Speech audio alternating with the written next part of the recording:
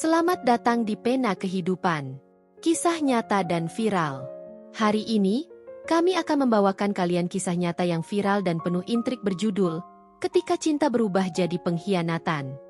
Ini adalah perjalanan emosional tentang cinta terlarang, kesedihan, dan penemuan diri yang tak terduga. Siapkan diri kalian untuk terhanyut dalam cerita yang menggugah hati dan penuh pelajaran berharga. Ayo kita mulai.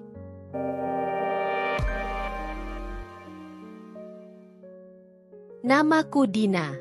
2 tahun lalu, aku menikah dengan Andi, pria yang awalnya kukira akan menjadi cinta seumur hidupku. Saat aku bersanding di pelaminan dengannya, aku yakin segalanya akan baik-baik saja. Andi adalah sosok yang lembut, dewasa, dan penuh tanggung jawab. Kami memutuskan untuk tinggal bersama ayahnya, Pak Hendra, untuk sementara waktu sambil menabung untuk rumah kami sendiri. Rumah itu besar dan nyaman, tapi tidak kusangka bahwa rasa nyaman itu akan membawaku ke jalan yang salah. Pada awalnya, aku menikmati pernikahan kami. Kehidupan berjalan normal meski ada tantangan kecil. Namun, semakin hari, aku merasa seperti kehilangan sesuatu dari Andi. Pekerjaannya semakin menyita waktu dan tenaga. Ia mulai pulang larut malam, terkadang tanpa memberi kabar. Dan ketika berada di rumah, tubuhnya ada di sana, tapi jiwanya entah di mana. Aku merindukan sentuhan dan kehangatannya. Tapi sepertinya dia sudah terlalu lelah untuk menyadari kebutuhanku. Di rumah itu, hanya aku dan Pak Hendra yang sering bertemu di siang dan sore hari. Pak Hendra adalah pria parubaya yang berwibawa, tapi ada ketenangan dalam sikapnya yang membuatku merasa nyaman. Setiap kali aku terlihat lesu atau murung, dia selalu menanyakan kabarku dengan nada lembut. "Dina, kamu baik-baik saja?" Pertanyaan itu sederhana, tapi terasa menyentuh. Dia selalu tahu kapan aku membutuhkan teman. Awalnya, obrolan kami sangat biasa. Kami berbicara tentang pekerjaan rumah, masakan, atau sekadar cuaca hari itu. Namun, semakin sering kami berbincang, semakin dalam percakapan kami. Tanpa kusadari, aku mulai merasa nyaman membuka diri pada Pak Hendra, tentang betapa kesepiannya aku merasa dalam pernikahanku, tentang bagaimana aku mulai merasa terabaikan oleh Andi. Pak Hendra tidak pernah menghakimi, dan ia selalu mendengarkanku dengan sabar. Ada sesuatu yang berbeda dalam cara dia memperhatikanku. Tatapan matanya seringkali terasa lebih lama daripada seharusnya. Saat dia menyentuh bahuku atau merapikan rambutku yang jatuh di wajah, sentuhan itu terasa lebih dari sekadar perhatian seorang mertua. Namun, aku tak berani mengakuinya, bahkan pada diriku sendiri. Aku hanya menikmati setiap momen itu seolah tak ada yang salah. Hari demi hari berlalu, dan aku semakin menyadari betapa besar pengaruh kehadiran Pak Hendra dalam hidupku. Ketika Andi tak lagi peduli dengan bagaimana perasaanku, Pak Hendra selalu ada, menawarkan kehangatan dan perhatian yang selama ini kurindukan. Kami seperti dua jiwa kesepian yang menemukan pelipur dalam kebersamaan. Di dalam rumah besar itu, kami menciptakan dunia kami sendiri, dunia yang hanya kami berdua yang tahu. Aku tahu bahwa perasaanku padanya salah. Aku berusaha keras meyakinkan diriku bahwa ini hanya pelarian, bahwa aku sebenarnya masih mencintai Andi. Tapi semakin keras aku berusaha menyangkal, semakin besar perasaanku pada Pak Hendra. Di setiap tatapannya, aku melihat keinginan yang sama denganku, keinginan yang kami tahu tak boleh ada, tapi terlalu kuat untuk diabaikan. Suatu sore, ketika hujan turun deras dan Andi bekerja hingga malam, aku dan Pak Hendra duduk di ruang tamu. Suasana hangat dan intim, jauh dari hiruk-pikuk dunia luar. Awalnya, kami hanya berbicara seperti biasa, tapi entah bagaimana, obrolan itu berubah menjadi percakapan yang lebih dalam, lebih pribadi. Dia bercerita tentang istrinya yang sudah tiada, tentang kesepiannya selama ini. Aku mendengarkan, dan di sela-sela ceritanya, aku melihat rasa sakit di matanya, rasa sakit yang sama seperti yang kurasakan. Saat itu, tanpa sadar, aku menggenggam tangannya. Kami terdiam dalam keheningan yang begitu intens, seolah dunia berhenti berputar. Ketika dia mengusap pipiku dan mendekat, aku tidak menghindar. Aku tahu apa yang akan terjadi, dan aku tidak berusaha menghentikannya. Di tengah dinginnya malam dan suara hujan yang jatuh di atap, kami menyeberangi batas yang seharusnya tak boleh dilanggar. Hubungan antara aku dan Pak Hendra semakin intens. Setiap kali Andi tak di rumah, kami seperti berada di dunia kami sendiri. Sentuhan kecil, pelukan diam-diam di balik pintu, dan pandangan mata yang lebih dari sekadar perhatian seorang mertua kepada menantunya, semua itu menjadi bagian dari rutinitas haram kami. Hati kecilku tahu aku telah melangkah terlalu jauh. Tetapi rasa nyaman yang ia berikan begitu sulit kulepaskan. Pak Hendra mengisi ruang kosong yang Andi tinggalkan, bukan hanya sebagai teman bicara, tetapi juga sebagai sosok yang memberiku kehangatan dan gairah yang sudah lama tak kurasakan. Namun, rasa bersalah perlahan menggerogoti diriku. Setiap malam, aku tidur di samping Andi sambil menyembunyikan luka dan pengkhianatan di hatiku. Andi mulai curiga. Ia semakin sering bertanya tentang aktivitasku di rumah, meski tanpa terang-terangan menuduh. Tatapan matanya berubah. Ada keraguan dan kecemasan yang tersirat setiap kali ia menatapku. Aku tahu, ia sedang berusaha menghubungkan titik-titik dari sesuatu yang belum ia pahami sepenuhnya. Tapi aku terus berpura-pura, membohongi diri sendiri bahwa aku bisa mengendalikan situasi.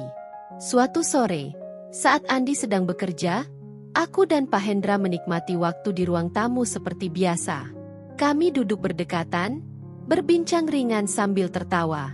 Ketika Pak Hendra menggenggam tanganku dengan lembut dan menyapukan ibu jarinya di punggung tanganku, dadaku berdebar. Sentuhan itu sederhana tapi menyimpan sesuatu yang lebih dalam, dan kami berdua tahu itu. Tanpa sadar, aku membiarkan tubuhku bersandar ke arahnya, seolah-olah dunia di luar sana tak lagi penting. Takdir seolah mempermainkan kami. Tepat saat kami mulai terbawa suasana, pintu depan terbuka dan Andi berdiri di sana, memandangi kami dengan tatapan tajam. Wajahnya pucat, rahangnya mengeras, dan kedua tangannya terkepal di sisi tubuhnya. Waktu seperti berhenti seketika. Aku tercekat, dan Pak Hendra yang biasanya tenang pun tampak terkejut. Andi tidak langsung berbicara, tetapi tatapannya penuh kekecewaan dan kemarahan yang tertahan. Suara napasnya terdengar berat, seolah berusaha menenangkan badai emosi yang berkecamuk di dalam dirinya. Apa-apaan ini? Suaranya akhirnya keluar, pelan tapi penuh penekanan. Aku merasa seluruh tubuhku melemah. Aku ingin mengatakan sesuatu, menjelaskan atau bahkan meminta maaf, tapi tak ada kata yang keluar dari mulutku. Pak Hendra mencoba menenangkan Andi. Ini bukan seperti yang kamu pikirkan, Andi, ucapnya dengan nada rendah. Tapi jelas Andi tidak percaya. Ia menatap kami dengan mata yang berkaca-kaca, campuran antara kemarahan dan rasa sakit yang sulit diungkapkan. Andi tak dapat menahan diri lagi. Ia mendekat dengan langkah cepat, dan aku bisa merasakan energi kemarahan yang membara di setiap gerakannya. Kalian berdua mengkhianatiku? Ayahku sendiri? Andi berseru, suaranya bergetar antara amarah dan kekecewaan. Aku mencoba menyentuh lengannya untuk menenangkan, tapi dia menepis tanganku dengan kasar. Jangan sentuh aku, bentaknya. Aku hanya bisa menangis, sadar bahwa apapun yang kukatakan tidak akan mengubah kenyataan pahit ini. Pertengkaran antara Andi dan Pak Hendra tak terhindarkan. Mereka saling berhadapan seperti dua pria yang merasa dikhianati satu sama lain. Andi tak berhenti mengeluarkan kemarahan, sementara Pak Hendra hanya bisa meminta maaf dan berusaha menenangkan putranya. Aku berdiri di sana, di tengah-tengah kekacauan yang terjadi, merasa seperti penonton yang tak berdaya dalam drama yang kulahirkan sendiri. Suasana di ruang tamu itu penuh dengan ketegangan, udara terasa berat, seolah setiap kata dan emosi bisa meledak kapan saja. Pada akhirnya, Andi memilih pergi. Ia menghempaskan pintu dengan keras, meninggalkan aku dan Pak Hendra dalam keheningan yang mencekam. Aku ingin mengejarnya, ingin mengatakan sesuatu untuk memperbaiki keadaan, tapi kakiku terasa begitu berat. Pak Hendra hanya duduk terdiam, memegangi kepala dengan kedua tangannya. Saat itu, aku tahu tidak ada jalan kembali.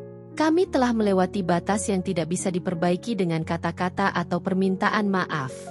Dan dalam hitungan detik, semua yang kami bangun hancur tanpa sisa. Setelah menerima surat itu, aku sadar bahwa aku tidak bisa lagi tinggal di rumah Pak Hendra. Aku mengemasi barang-barangku dan meninggalkan tempat itu tanpa kata perpisahan. Pak Hendra tidak berusaha menghentikanku. Mungkin ia tahu, ini adalah satu-satunya cara agar kami bisa mencoba memperbaiki hidup masing-masing.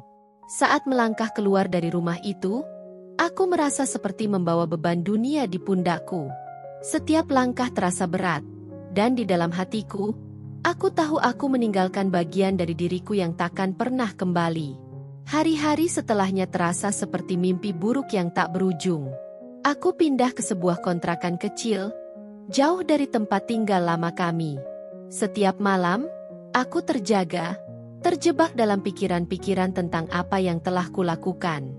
Wajah Andi dan kenangan-kenangan kami bersama terus menghantui pikiranku, seolah memberitahuku bahwa aku telah menghancurkan sesuatu yang tidak akan pernah bisa kubangun kembali. Kehilangan Andi membuatku sadar betapa besarnya kesalahan yang telah kulakukan. Hubunganku dengan Pak Hendra juga berakhir tanpa kata-kata perpisahan. Setelah aku pergi dari rumahnya, kami tak pernah lagi berhubungan. Mungkin ia merasa sama bersalah dan hancurnya seperti aku. Kami berdua tahu bahwa hubungan kami hanyalah ilusi dari kehangatan yang hilang, dan saat kenyataan menghantam, semua itu runtuh seketika. Kini, aku hanya bisa merenungi bahwa apa yang pernah terjadi di antara kami tidak lebih dari pelarian singkat dari kesepian dan kekosongan. Waktu berlalu, tapi luka itu tidak kunjung sembuh. Aku mencoba menjalani hidupku, bekerja dan berinteraksi dengan orang-orang baru, tapi semuanya terasa kosong. Setiap kali aku melihat pasangan bahagia di jalan atau mendengar tawa dari orang-orang di sekitarku, rasa sakit itu kembali muncul, mengingatkanku pada apa yang pernah kumiliki dan bagaimana aku menghancurkannya dengan tanganku sendiri. Aku bertanya-tanya apakah Andi bisa memaafkanku suatu hari nanti, meskipun aku tahu kemungkinan itu sangat kecil. Pada akhirnya, aku belajar menerima bahwa beberapa kesalahan memang tak bisa diperbaiki. Aku telah memilih jalan yang salah dan harus menanggung akibatnya seumur hidup. Hidupku kini dipenuhi dengan penyesalan dan rasa kehilangan. Tapi aku tahu ini adalah harga yang harus kubayar. Mungkin waktu akan menyembuhkan luka ini, tapi hingga saat itu tiba, aku hanya bisa berharap bisa menemukan kedamaian dalam diriku sendiri, dan belajar untuk memaafkan diriku atas apa yang telah kulakukan. Aku ingin kalian mendengarkan dengan saksama, karena kisahku bukan sekadar cerita. Ini adalah perjalanan yang penuh pelajaran. Hari-hari setelah Andi pergi membuatku merenung, dan disinilah aku, berusaha mengurai benang kusut dalam pikiranku. Kalian tahu, kesepian itu bisa menjadi jebakan yang berbahaya. Ketika kita merasa diabaikan oleh orang yang kita cintai, rasa kerinduan itu bisa membawa kita ke tempat yang tidak seharusnya.